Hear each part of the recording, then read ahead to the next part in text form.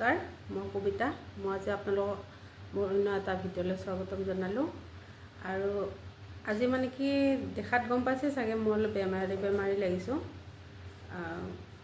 পৰহি ৰাতিপুৱাই তাৰমানে কি হ'ল, মেকুৰী এজনী পগলা আছিলে, মেকুৰীজনী মই গম নাপাওঁ।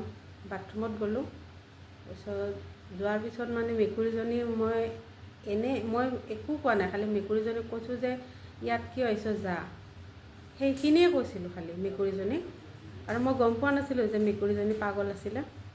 তাৰপিছত আহি কিনে মোক আপোনাৰ প্ৰথমতে ভৰিত কামুৰিলে, প্ৰথমতে ইয়াতে ভৰিত কামুৰিলে।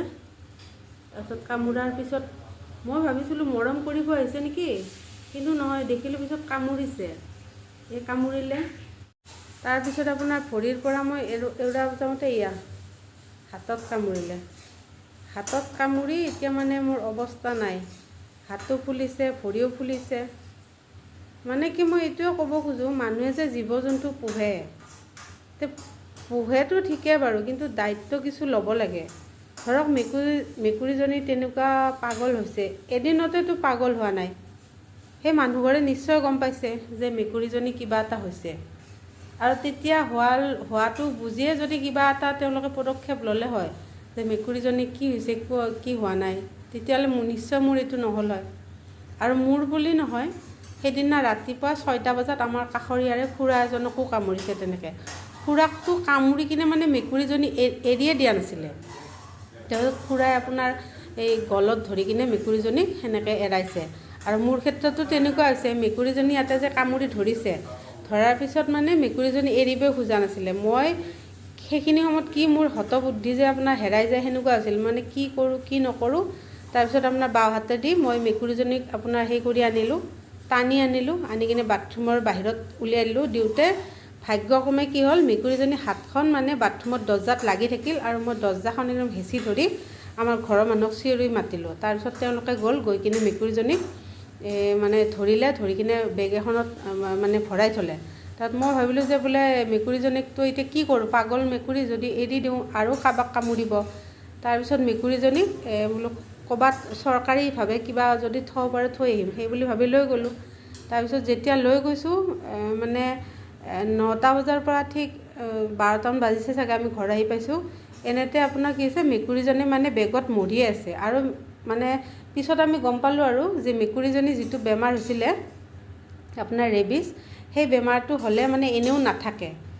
গতিকে মেকুৰীজনী এনেও মৰিলে হয়, কিন্তু সেই আৰু মৰাৰ আগতে কাক কামুৰিলে হয় ঠিক নাই। সেইকাৰণে আপোনালোকেও যদি কিবা মানে হেৰি দেখে, আৰু ইয়াতে এইটো নাম্বাৰ, ৰ'ব মই আপোনালোক দেখুৱাই আছোঁ, এইটো নাম্বাৰত ফোন কৰিলে তাৰমানে চৰকাৰীভাৱে এওঁলোকে কিবাকিবি পদক্ষেপ লৈছে। মানে যদি গম পায় ৰেবিছ হোৱা বুলি, তেওঁলোকে আহি কিনে মানে ঘৰৰ পৰাই লৈ যায়, মেকুৰী হওক বা কুকুৰ হওক। গতিকে আপোনালোকে যদি তেনেকুৱা কিবা দেখে, এই নাম্বাৰটোত ফোন কৰিলে তেওঁলোকে ঘৰত আহি কিনে লৈ যাব। এইটো নাম্বাৰটো চাব পাৰে, 9760495585, এই নাম্বাৰটোত। আৰু আমাৰো তেনেকুৱাই হ'ল, মেকুৰীজনীক সিহঁতে লৈ গ'ল। তেওঁলোকে লৈ যোৱাৰ পিছত মানে পৰীক্ষা কৰিলে, আৰু পৰীক্ষাত সেইটোৱে ওলাইছে, মানে ৰেবিছ তেওঁলোকৰ মেকুৰীজনীৰ পজিটিভে ওলাইছে। আৰু এতিয়া মই আছোঁ বাৰু, বেজি চেজি লৈ আছোঁ। মই ইয়াতে ভাঙাঘৰ মেডিকেলত গৈ কিনে বেজি ল'লোঁ। আৰু আপোনালোকে চাব পাৰে, মোক ইয়াতে আপোনাৰ বেজি, এইবিলাক যে দেখিছে ফুটা ইয়াতে এইখিনিতে, ঠিক মই ভালকৈ দেখাব পৰা নাই, এই ক'লা সৰু যে দেখিছে, মানে এই কামোৰা জেগাখিনি চাইডে 10টা দিছে ওপৰত, আৰু এই তলফালে ইয়াতে আপোনাৰ 10টা দিছে, আৰু আপোনাৰ ভৰিটো তেনেকৈ দিছে। আৰু এই বেজীকেইটা দিওঁতে যে মানে মই